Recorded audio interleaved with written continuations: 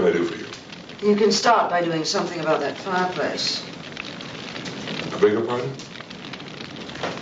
I called you this morning after I discovered the fireplace smoked. I think something's blocking the flue. I am the present dean, and that makes me the fourth dean. It's impossible. I'm the dean. I'm the only dean, the first dean. You don't belong here. I'm dean here. I'm the dean of Cedar College. You're not real. I'm right here. You don't exist. This is not alive. I'm not a ghost. This is Halloween.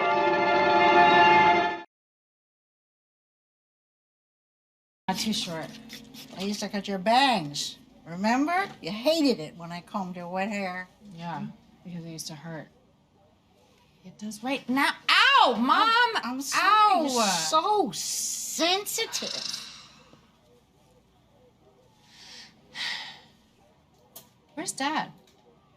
Oh, he's in the car. Now, he's not going to leave with all those protesters out there.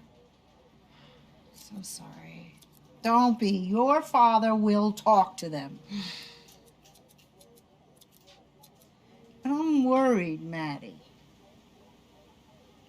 You know, they have medicine for depression. Mom, no. Everyone's on it. No. I am the most hated woman on the planet right now. I lost my job, and I'm a prisoner in my own home. I don't think a pill can fix that. And you haven't had a boyfriend since Steven. You went on that show to build confidence. Instead, look what happened. Hand me the round brush, okay? Oh, you call this a brush? Oh. Anyway, I'm thinking of calling Ollie. She could always cheer you. No. What? What? Nothing. Mom, no. You are not calling Ollie. No. Now, I'm not finished, but look how nice. I always loved you with shorter hair. It gives you a lift. And so blonde. Maddie, you look just like Doris Day. When I was just a little girl.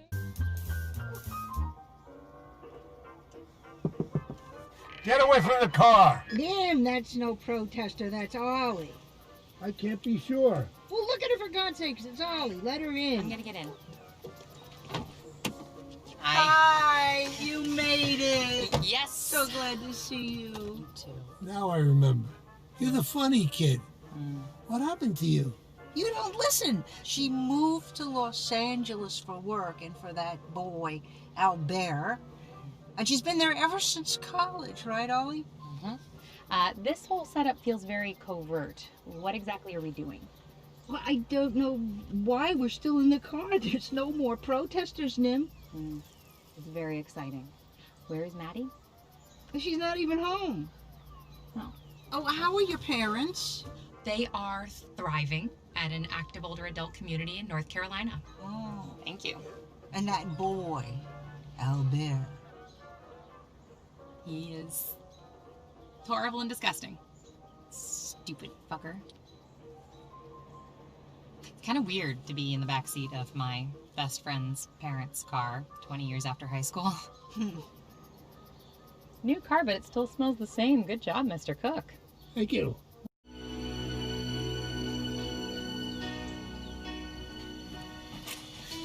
We're not staying. I made you apple cake.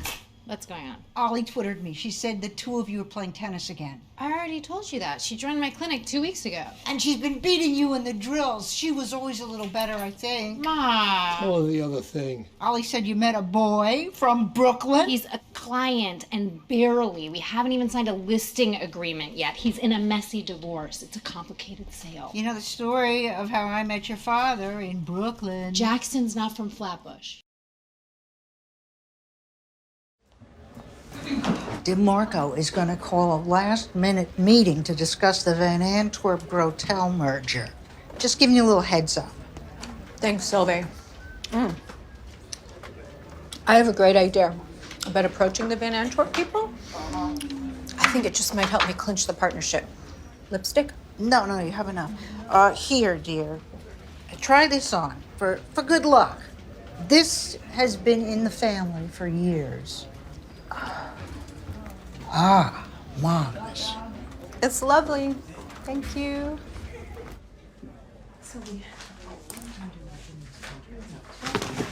It's almost completed now. Okay, well, now that we are all here, let's hear proposals for leveraging the Van Antwerp Grotel merger.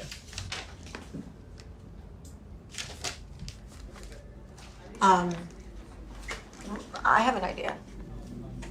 So, what is going on with the Binhofer case? Because this, Excuse me, Mr. Marco, my notes indicate that a similar proposal was put forth by Miss Isaac just a moment ago.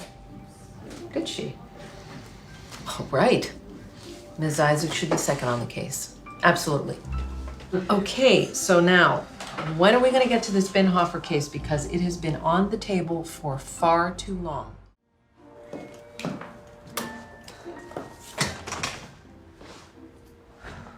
Don't sweat it. We all got our little secrets, and the old gal in there is no exception. These things have a way of working themselves out. I wish I could believe that. Hi, Patty.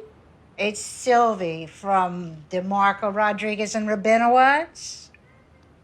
Yes, I heard. It's wonderful. How old is she now? Oh, so lovely. So, listen, how are things at the Times these days? Yeah, I know. Listen, Maddie, I have a little favor to ask of you. There is a very unusual human interest story that I think you might want to cover.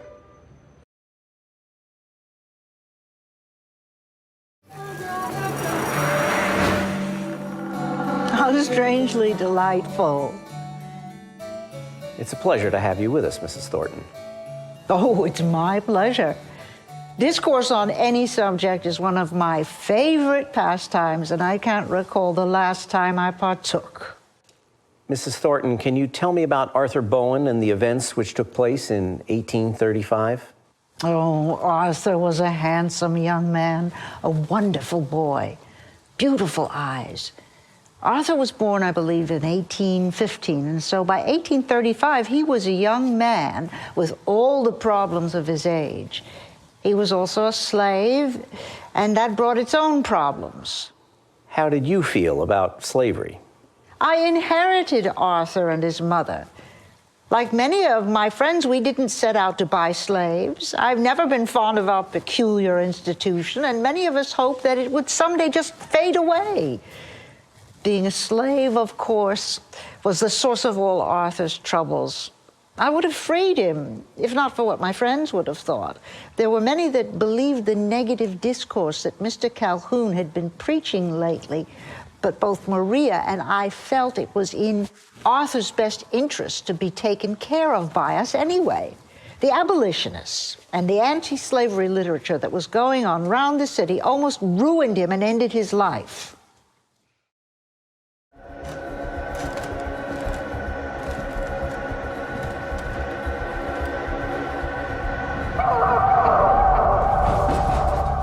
We were both terrified. We had no idea what he was doing. Maria had succeeded in getting him out the back door before I returned with some neighbors. We could still hear Arthur yelling and screaming something about wanting freedom. It was horrible. And then Arthur disappeared, and I was worried what the authorities might do to him if they found him. After they arrested Arthur, I felt terrible. I went to see Francis Key. He'd been friends with my husband and had defended him in a court case. I appealed to him to let me sell Arthur off and get him out of town. How did Mr. Key respond? He was very uneasy, almost fearful. I had no idea why, but he said he couldn't be seen as being soft upon a rebellious slave, and he could show no countenance to this kind of behavior. I tried to appeal to him, but he said the case had to go to trial. At Arthur's trial, Mr. Key persevered and was called witnesses that made it sound like Arthur had raised the axe against me. Mr. Key was quite impassioned and possessed. Even after I told the story and was backed up by Maria, Mr. Key secured his conviction of Arthur after only one day of trial. There was only one penalty for attempted murder by a slave. They put Arthur in a death cell and set his hanging for the last day of February in 1836. That January, I awoke as if from a deep sleep. I knew I had to do everything I could to prevent Arthur from being hanged. So what did you do? I started by circulating a petition among my friends on F Street and among the finer houses of the city. I said the punishment would be worse than the crime, and that if Arthur were executed for this, it's much worse than what he was accused of. It's pretty unusual for a lady of your standing to have taken such strong actions for a slave, isn't it? It was just wrong, and I didn't want to see them get away with it. There was enough damage done over the whole thing. And you went to Jackson as well? Yes, I went to the White House to see President Jackson, and I begged him to use his power of pardon and let Arthur come home. That woman was a hell of a lot more spunky than even my dear Rachel. I admired her. Being a slave, of course, was the source of all Arthur's troubles. I would have freed him, if not for what my friends would have thought. There were many that believed the negative discourse that Mr. Calhoun had been preaching lately, but both Maria and I felt it was in Arthur's best interest to be taken care of by us anyway. The abolitionists and the anti-slavery literature that was going on round the city almost ruined him and ended his life.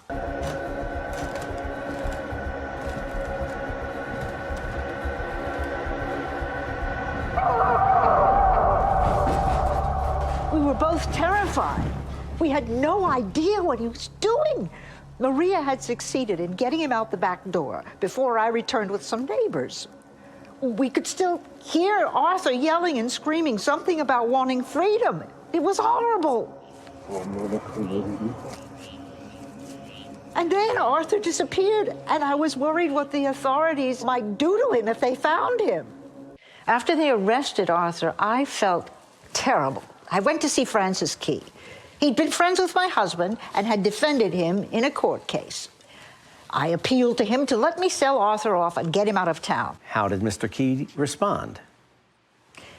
He was very uneasy, almost fearful. I had no idea why, but he said he couldn't be seen as being soft upon a rebellious slave, and he could show no countenance to this kind of behavior. I tried to appeal to him, but he said the case had to go to trial. At Arthur's trial, Mr. Key persevered and was called witnesses that made it sound like Arthur had raised the axe against me.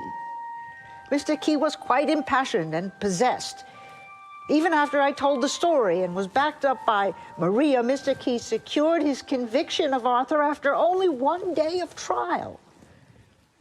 There was only one penalty for attempted murder by a slave. They put Arthur in a death cell and set his hanging for the last day of February in 1836. That January, I awoke as if from a deep sleep. I knew I had to do everything I could to prevent Arthur from being hanged. So what did you do? I started by circulating a petition among my friends on F Street and among the finer houses of the city.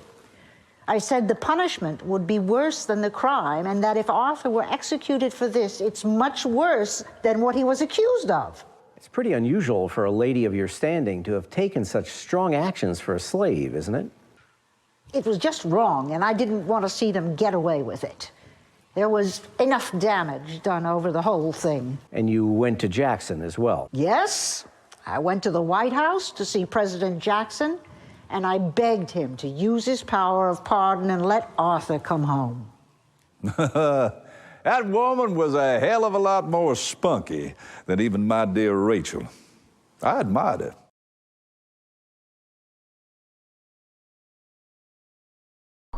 What happened, sir? It was just an accident. What? It was an accident. The doctor sure says. it was, but what did they do at the hospital?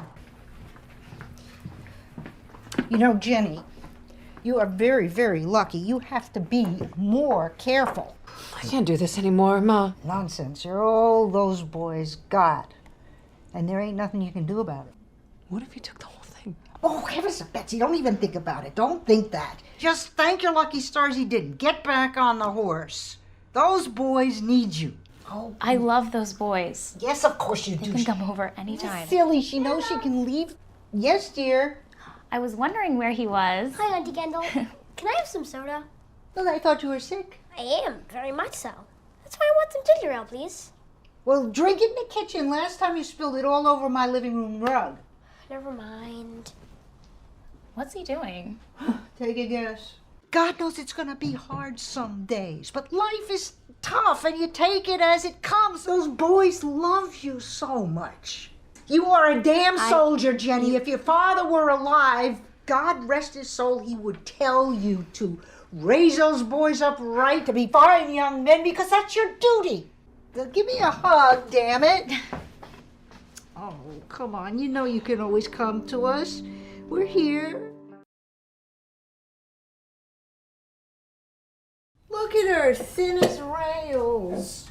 I hope you'll stay. There's always people moving in and out of that room with finicky tenants, all of them. Used to be that tenant stayed in the neighborhood for generations. Have to catch And them. now it's all you kids moving out every year to a new place. Pepper's really good. Jacking up the rents, complaining. Like somebody else I know.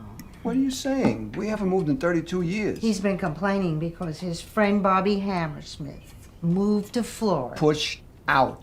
He was forced out. He and Bobby, they used to play chess every Sunday morning down by the park. He was forced out. Anyway, I hope you're gonna stay. It's an old building. Some people don't like the noises, but that doesn't bother you, right? You sleep like a baby, huh? It's not like the house is haunted. I've never seen a ghost. It's just noisy. There's air in the pipes. Get used to it. Hey, do you play chess? Look at her. She doesn't play chess. Ballerinas don't play chess. Oh, Earl. Don't listen to him. Now, Gus, he's our landlord. He's not the gossipy type, and neither are we, but he told us a ballerina, a professional, was gonna move in. Of course Gus is a gossip. So when's your next performance? We'll get tickets, huh?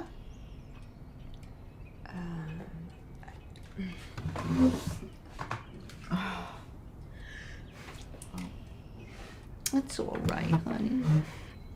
You are in a new beginning now.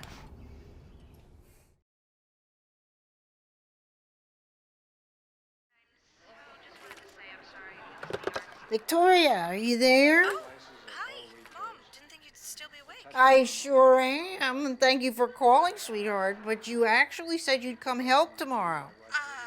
You sure? I'm looking at my planner and... I'm so sorry. Oh, God. I hope I didn't confuse you. I'm not the one who's confused, Victoria. If I didn't remember these things, nobody else would. I'm sorry. Mom, remember we talked about you changing your outgoing answering machine message? It's just nice to hear his voice, Victoria. I'd feel so much better if you let us get you a dog. Just a little someone to keep you company. There is no point in getting dog after dog, sweetheart, if they're all going to run away. If a third dog runs away, I'm going to have to start taking it personally.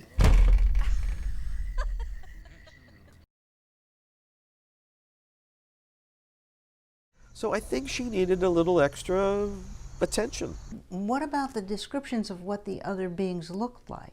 I mean, they're not identical, but so what? Think about it. If you're an alien race, don't you think you'd be able to change your appearance in the blink of an eye? And it could possibly be advantageous for them to keep their secret, create these little inconsistencies in people's stories so that society stops believing them and thinks that they're lying, thinks that they're making it up, but they're not. We're not. Just look at the facts. Go over the facts. This is the only explanation. What else could there be? It might be far-fetched, sure, but I don't think that I want to just dismiss it. Just because it might not have been aliens doesn't mean that she wasn't visited by something. Do you have any idea what that something might be? No. No. Look, do I think something happened? Maybe, but I know it wasn't aliens or something like that.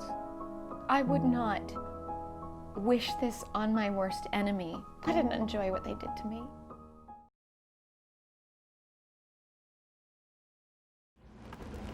This is Elizabeth. She's our civil rights consultant. We know each other. Yes, yeah. Elizabeth was giving us advice on what to do in case we are held or harassed or whatever. You'll never know they're watching you unless they want you to know, to intimidate you. If you're a guy, it's just more of a problem. Now, I'm going to give you this card with a lawyer's name on it. You can call the minute anything strange happens. Now, write the number on your body somewhere easy to reach, and always carry $5 and an ID with you. Otherwise, I can arrest you for 48 hours for being a homeless person. You can call me anytime. Thank you.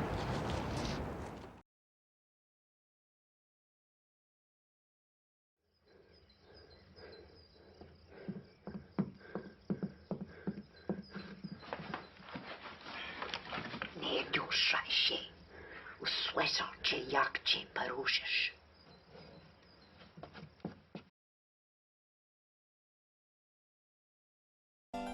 That's just what I told him. Nobody steals from me. Ha! Just like I told you. You buy in the morning, you sell in the afternoon. If they hedge, you buy up every last shred of paper you can get your mitts on. That's how you make money. In this business, you grab them by the balls. You squeeze them until they turn purple and fall off.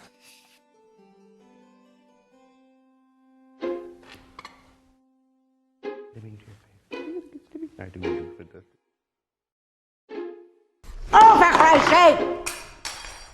Do you have to bring that thing to the dinner table? But Mother, I have to practice. The shame of it. My only son. A coiffeur. In training. Even worse. Well, Father would have liked Your father was a sissy. No more of this pansy nonsense. You'll be a financier or you'll be nothing. Give me that. I should have done this long ago. Nobody steals from me. That's just what I told him. You should have seen him quaking in his slippers. You know, my dear, I think you have a real future here. I'm seeing salons, chains of salons. We'll crush them. Those other coiffures don't stand a chance. We'll topple them like Carthage. You're gonna be the best in the...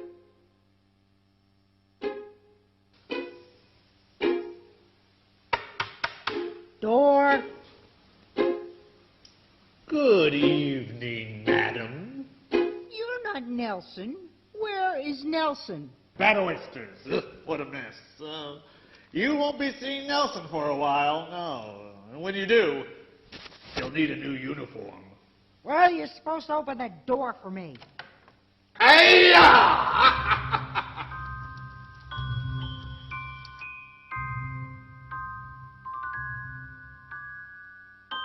What a nice night, huh? I've been driving this hack for 30 years, and I love it. Love everything about it. Young, old, rich, poor, they all end up in my cab.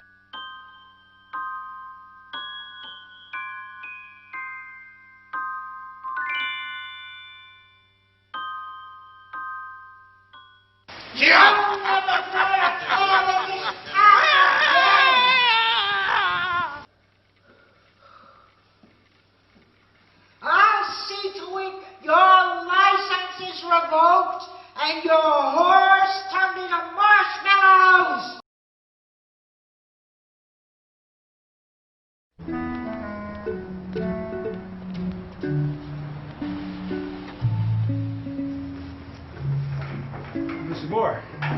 I got it. Mr. Grant. Thank you.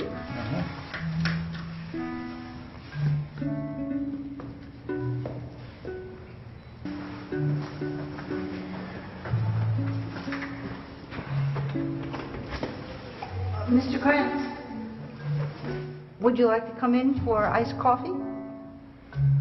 Not today. But thanks. Thanks.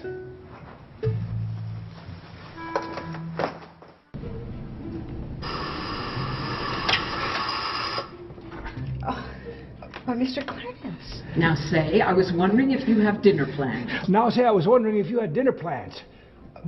No, I don't. How does spaghetti and meatballs at my place in an hour sound? How does spaghetti in an hour place sound? And meatballs. Lovely. Is there something I can bring? Just your pretty self. Say it. Just your pretty self. Oh, Mr. Chris. Please call me Stu. Please, call me Stu. Stu. And please, call me Joanne. I will see you in an hour, Stu. Why do I have a bad feeling about this? Congratulations. If you don't mind my saying so, you are uncharacteristically conversational this evening. I just felt it was time to get to know each other better. I just felt it was time for us to get to know each other better. Before we go on, Stu, I think there's something I should tell you. What's that? Ask her about her grandchildren. This isn't easy for me. Okay, talk about trains. Go on, Joanne. It's something my husband confessed to me on his deathbed. Trains now. He told me. Oh, my ashes are in there. Not that one. He told me he and your wife had a 5-year affair. This is Chris. I'm sorry I told you about the affair. I'm afraid I wasn't the most attentive husband in the world. Makes you feel any better, I wasn't the best wife either.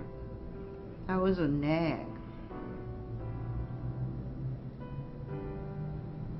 You want me to go?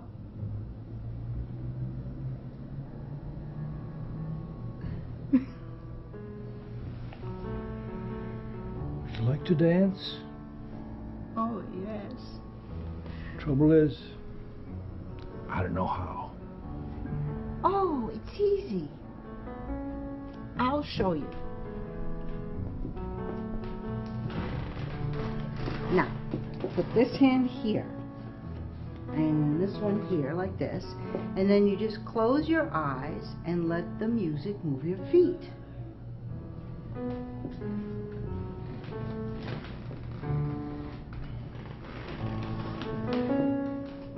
You're dancing, Stu. I'm dancing, Joanne. I'm dancing.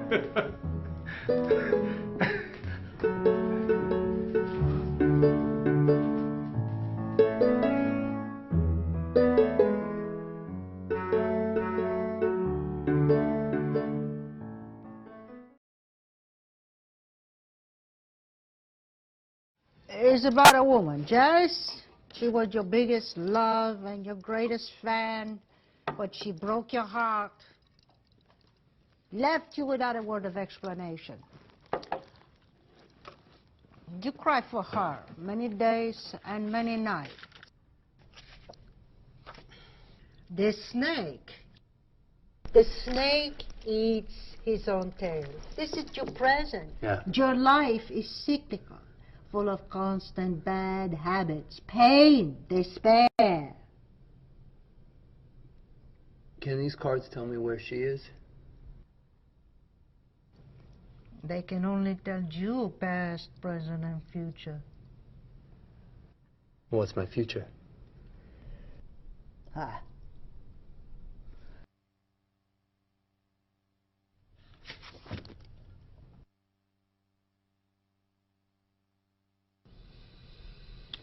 The cat. There's a cat on your tail, a wild cat, with sharp claws and pointy teeth.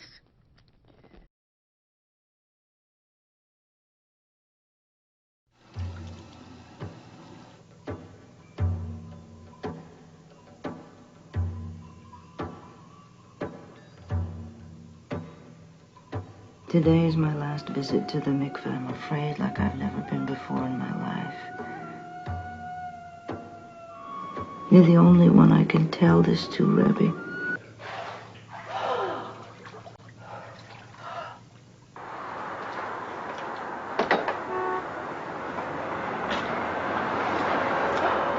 Hi, Mama. Muriel! Looks like I have your good taste. Oh! I have to tell you something. Wait, now that mikvah's no longer part of my life, you'll go after you're married? Your old traditions just aren't my style. We Jewish women, we light candles, we keep a kosher house, we go to the mikvah. I take a shower every morning. No, you have to go to the mikveh every month to purify your spirit, Mama. your soul, not your body. I have something to tell you. I can't say it in front of Papa. What is it? Hold your horses. Luna, I'm in a no parking zone. Gotta run. Wait.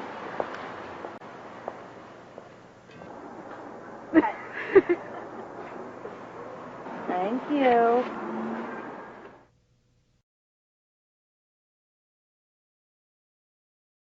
Are you ready to cross-examine? Approach the bench. Can't you find a better way to fight your demons? Mr. Jameson, if you don't mind my asking, why exactly do you have Mr. Lewis here? So go ahead then.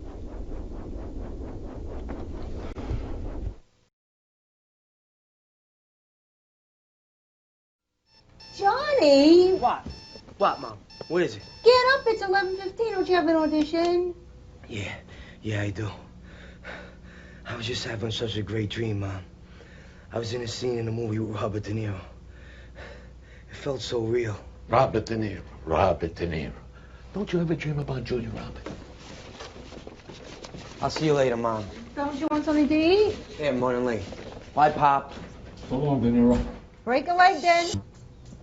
What moron started that break a leg thing? Suppose Raging Bull over there went out, goes down the stairs, and really breaks his leg. Jeez, John, just an expression.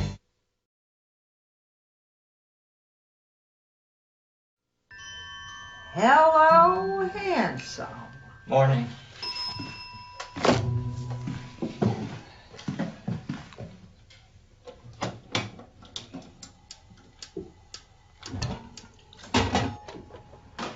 Oh.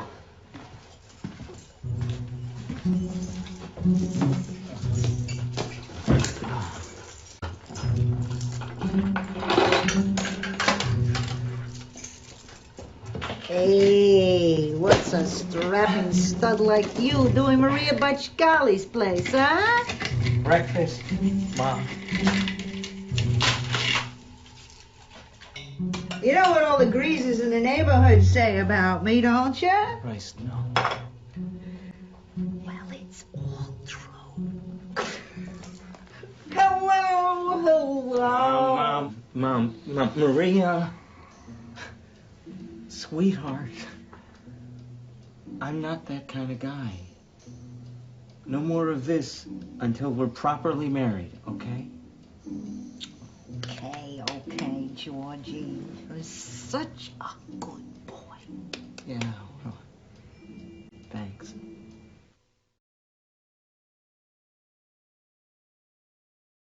Oh my God, don't let yourself get dragged into that silly artist's head trick. You'll end up like you came into the world, all wet and wailing and smelling like incense. I tried to shield you from all that, darling. That's why I never told you I was Lollipop for you.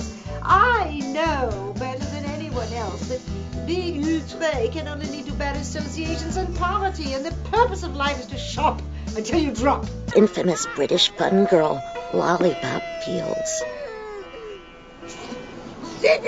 Sydney, our baby, it's the love child. Sydney, I love you. Ah! That dirty hippie! The baby. Where's the baby? The baby! Find the baby! Don't recognize her? She used to go by the name of Lollipop Fields. Lollipop Fields? That was you? That 60s hippie who popped a certain royal family's cherry and was caught nude on camera taking a bath with one of the Beatles and some pigeons in Kensington Gardens? A good biblical name, yes?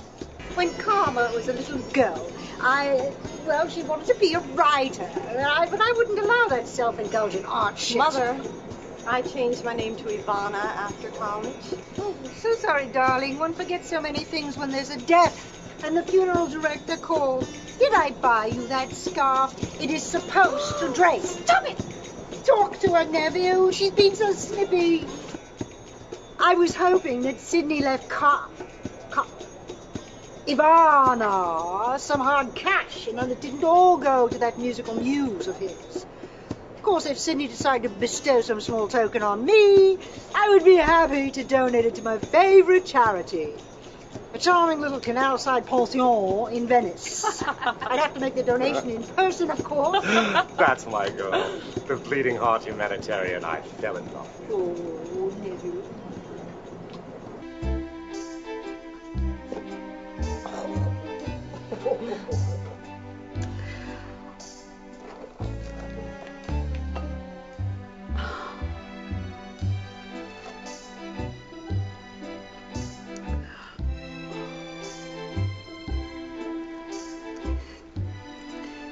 All my silly advice and meddling.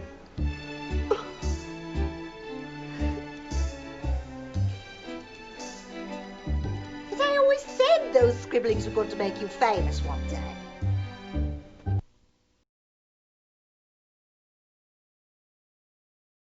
Yes. I've done something stupid. I feel scared something is gonna happen to me. And something's gonna happen to her. Who? Jeannie.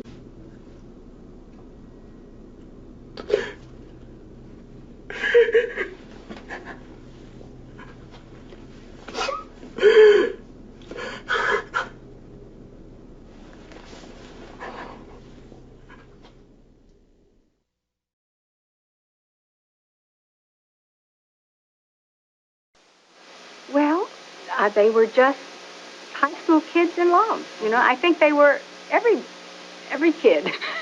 And I think that's why people related to them. And young and innocent and no pretensions. And, of course, it was the Vietnam War. Yeah. And Philip had to go to war. And so they were victims of the time. And their romance and love was victims of the time. So you walked into assembly that first day of school last September. Hey, we met before that. Oh, come on, you remember. I remember, but my mind was on football practice we had that day. But it was when you walked into assembly that I realized,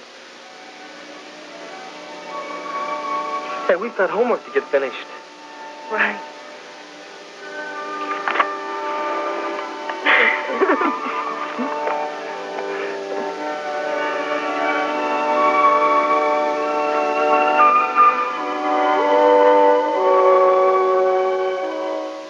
As we began working together, playing boyfriend-girlfriend and reading poetry and singing songs to each other and all this stuff and getting involved in one scenario after another, to tell you the truth, I developed a really bad crush on her.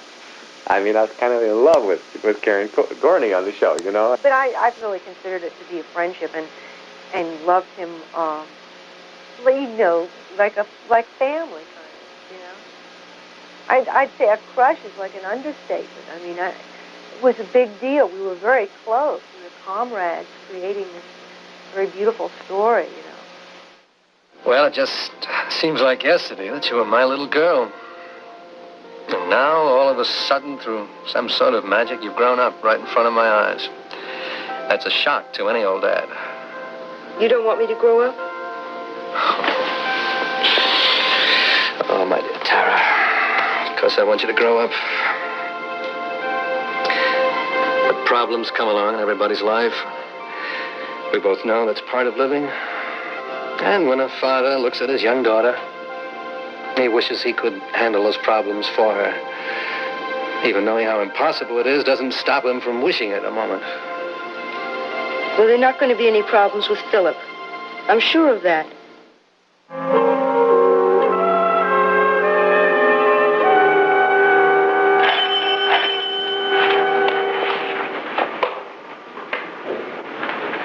I've got it, Gran. Hi. Hi. Can an old friend come in out of the cold? Come in, old friend. Let me have your coat. Don't bother to hang it up. I just got a minute. Hasn't Phil come over yet? I don't think Phil's going to come over tonight. Oh, that's too bad. I got a date with Erica. Nothing special, but I thought we all might go out and bowl a few lines. Oh, I'd like to, but, you know. What's with Phil? Even weather like this shouldn't keep him away from your door. Well, he said he had a headache and he was feeling really awful. So I told him to take a nap and forget about seeing me tonight. Well, maybe if he's had a nap, he'll change his mind. Let's give him a call. Oh, all right. I guess he'll be awake by now.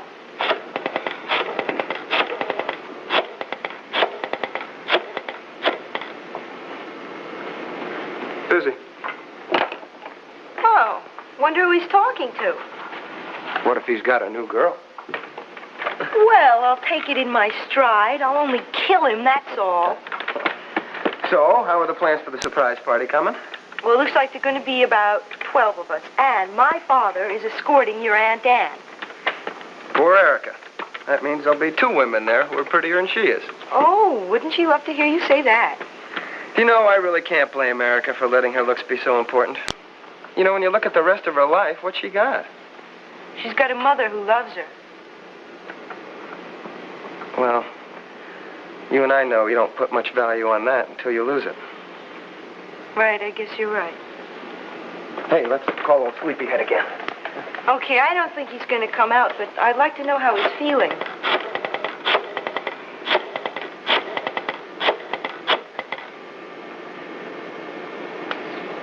Still busy. Wow. That must be some conversation. She's at the hospital. Why don't you go talk to her? You'd think it was a state secret. I mean, I've just run out of ideas to get her to open up. Except that Kelsey, she adores her big brother. Maybe if you two could spend some time together. Mom, I'll call, okay?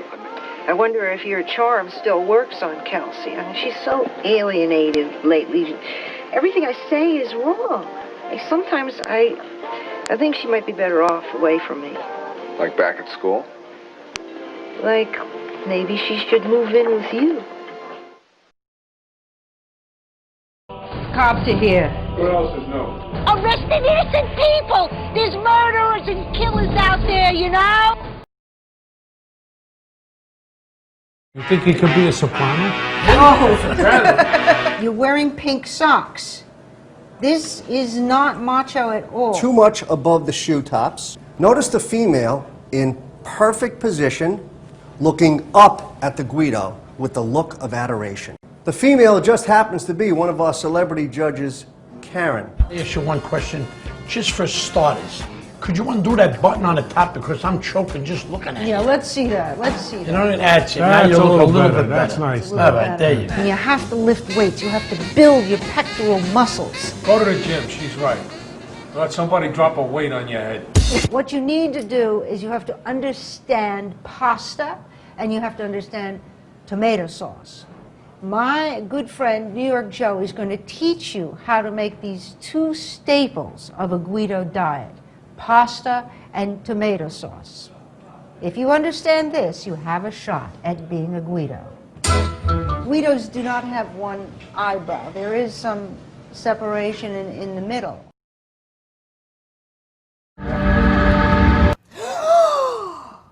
Hey, Grandma, is everything all right? don't you dare come near me.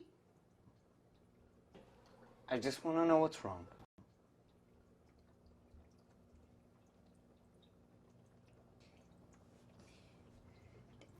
Nothing feels right here. I can't even tell you where I am. I wish you wouldn't lie to me. Just tell me the truth or take me home.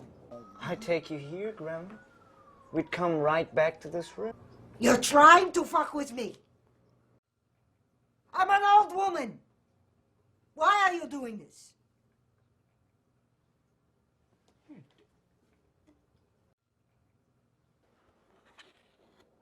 Don't you remember?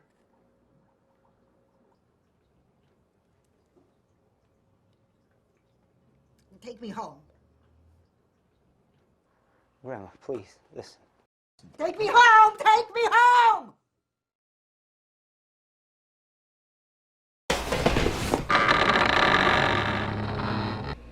You got some nerve with the honking and the honking, like listening to geese humping.